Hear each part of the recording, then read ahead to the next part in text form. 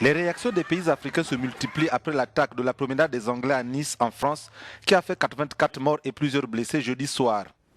Très tôt, vendredi, le président tunisien a adressé un courrier de soutien à son homologue français, François Hollande.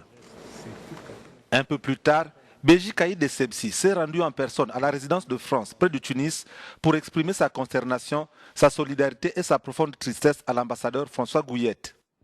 J'ai tenu à me déplacer à la Maison de France pour vous présenter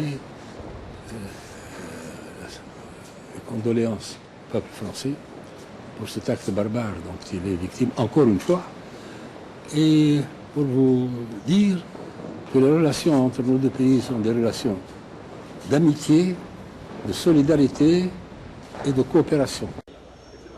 Même scénario à Abidjan, où c'est plutôt le Premier ministre Daniel Kabla-Dankan qui s'est rendu à l'ambassade de France pour signer le registre des condoléances. Le gouvernement ivoirien a ensuite condamné avec des propos fermes l'attentat. Nous condamnons fermement cet attentat barbare qui, par-delà les nombreuses victimes occasionnées, est une atteinte aux valeurs fortes de liberté, d'égalité et de fraternité.